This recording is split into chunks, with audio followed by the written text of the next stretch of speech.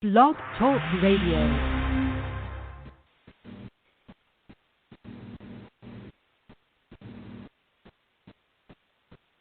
Welcome to Unlimited Realities. I am your host, Lisa Zimmer, and I have prepared a fabulous show for you guys today. Really looking forward to talking about it.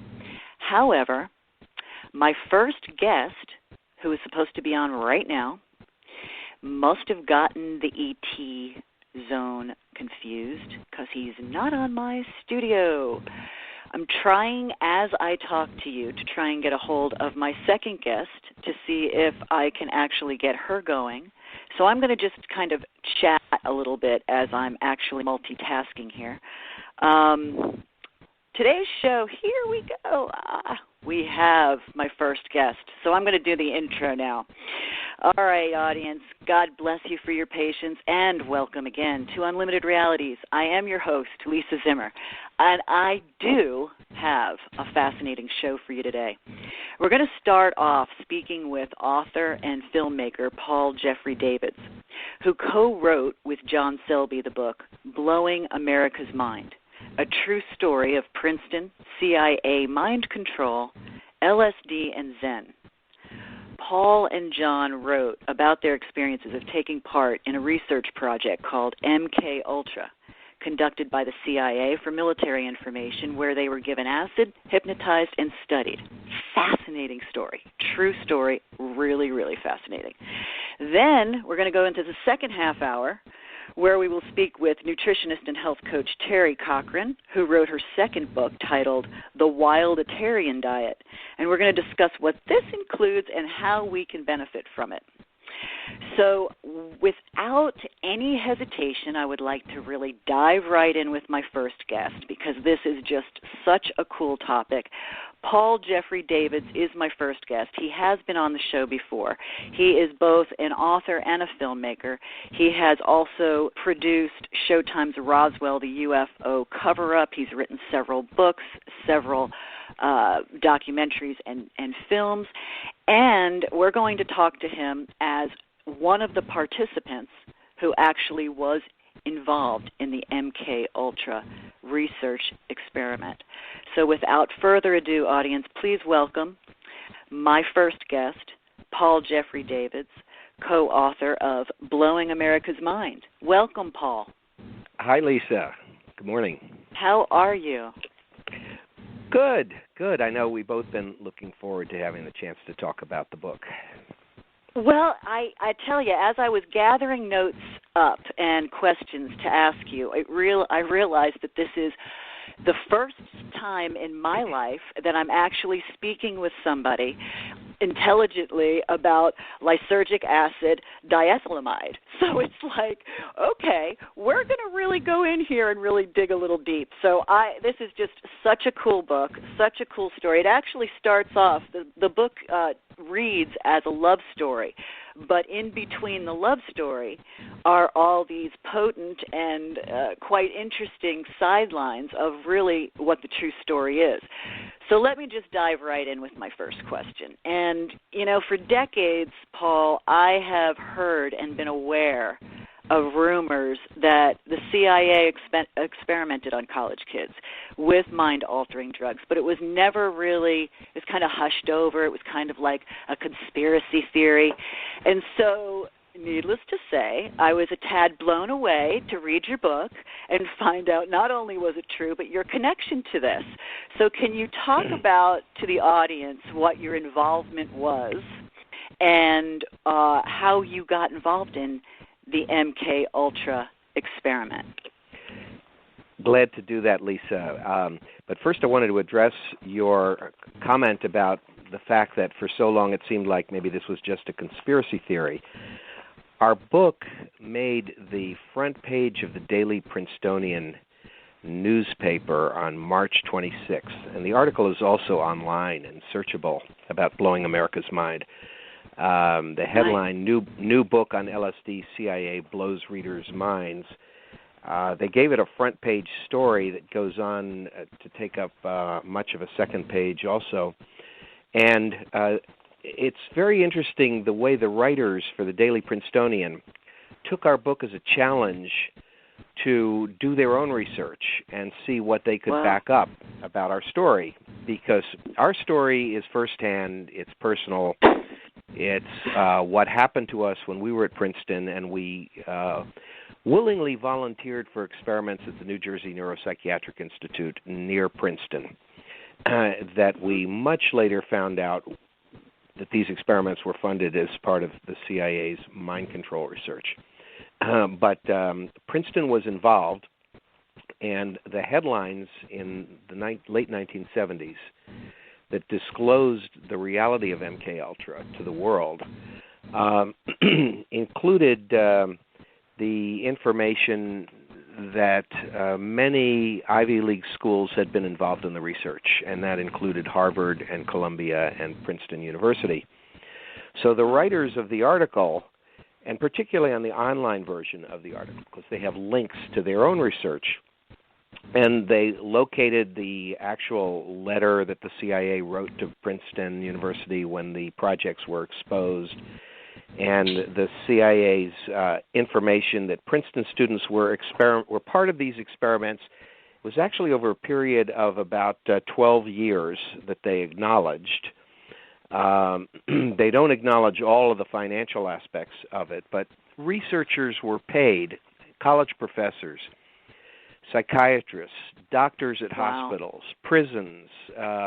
It was a massive program, and they were paid by CIA sort of dummy corporations that were set up to be the paymaster and conceal what the real source of the funding was. So that shows how seriously Princeton University took our book, that they made it front page. Right. And in terms of our own involvement, you know, John Selby and I at that time, and we're talking about the late 1960s, we're talking about the era of Sgt. Pepper's Lonely Hearts Club Band and those Beatle years. And Timothy Leary proselytizing LSD across the country. We signed up to be subjects in research we learned about, not knowing the facts about the program, not knowing what their intent and what their goal was and who was really behind it. But we kind of bought the story that they put out there to lure in subjects to make it sound very appealing. You know, you'd be a deep hypnosis subject. Every week it would be a long-term study, some long-term hypnosis sessions. You would lose your inhibitions. It would improve your sex life. It would give you instant nirvana. You know, all of this crap, all of this crap, if you will, to make it sound like to sort of lure people in. And as psychology students, we were really fascinated, and we saw it because we heard that LSD was part of it, in addition to the deep hypnosis. We felt, you know, this would be a safe and sane way to experience this, because we'd be working with doctors, psychiatrists who knew what they were doing, and particularly one really, really famous psychiatrist at that time, Dr. Humphrey Osmond, who was... he was the one who invented the term psychedelic. Before Humphrey Osmond came along, these drugs were classed as psychotomimetic, meaning they mimic psychosis. You know, they make you crazy. That was what the label suggested. And that included LSD-25. It included the so-called magic mushrooms, psilocybin, is the active ingredient. And it would include peyote, the active ingredient being mescaline. And Dr. Osmond was famous for his research with particularly peyote, mescaline, with Native Americans, the Native American Church of Canada, in Saskatchewan. He was British. He went to Canada. He did research there. Then he came down to Princeton, and he set up the New Jersey Neuropsychiatric Institute's Bureau of Psychological Research. So we felt comfortable working with Dr. Osmond. It seemed like this was going to be a great privilege. And and you know, I don't want to paint this all in dark tones in any respect, because it was a privilege. It was a fascinating experience. but it developed into more of a dark experience than one for illumination, And the worst parts of it had to do, I think, with the memory erasure that they were experimenting with in hypnosis. They were trying to control your memory. Certainly they controlled memory of the actual hypnosis sessions, and blocked memory until they were ready to let memories back in. The CIA was really interested in finding out if they could successfully engineer a program where retiring CIA agents would be subject to deep hypnosis and have their memory of all classified information completely wiped from their minds. Wow. So that was part of it, but that was just one part of an experiment that had many dimensions to it. So our book, which we worked on for over 40 years before releasing, we waited until everybody was dead and we could use the real names. Right. And we waited until we were senior citizens and, not afraid for our careers anymore, because we reveal a lot of things in this book, and we wondered how we would rub the feathers of Princeton, the wrong way, maybe. But you see clearly the newspaper took it really seriously and dove right in and really validated all that we had to say here, I think. Right. It just gives you more credibility because, for the information to come out now and how our government handled it, I mean, today is a different era than then in regard to all kinds of drugs and even talking about it. There's 2 shows on Netflix that actually are based around the MK Ultra experiment, Stranger Things, and then there's Dark, and I find that Isn't there also Wormwood?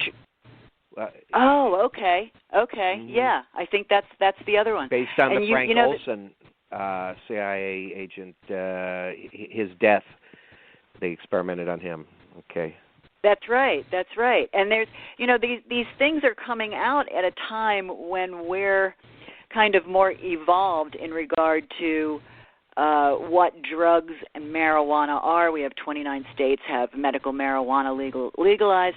We're doing microdosing now with LSD and mushrooms for PTSD and depression. So we're starting to kind of come out of the closet, if you will, in regard to the benefits of what Albert Hofmann started. So it's like you've got this piece that really, needs to be looked at with a different perspective instead of this fear perspective. So here we are, 2018. We've got a 40% increase of kids 18 to 25 tripping. So why are they not scared now than maybe my generation in the 80s who were freaked out about doing acid? Why do you think they're more open, this generation of kids, to tripping and expanding or looking at acid from a perspective? Because to me, as a mother of 4, it scares the hell out of me that my kids might be tripping, even though I tripped, 30 years ago.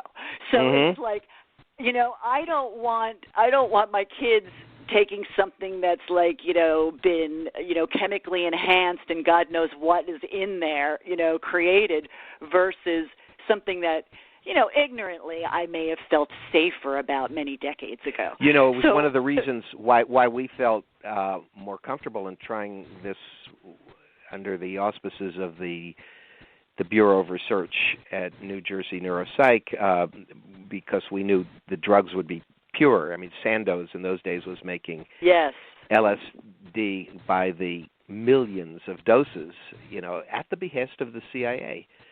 And, Timothy Leary reported widely, had it not been for the CIA's interest in LSD, that psychedelic movement, that era never would have happened. It just, the genie got out of the bottle, let's say. And in those days, at a certain point, there was I don't know whether to call it a propaganda campaign, but there was certainly a scare campaign, with stories released saying, if you take LSD, there's evidence it could alter your chromosomes, you may have deformed children, or, some really intense scare stories. And some of the scare stories were based on real things of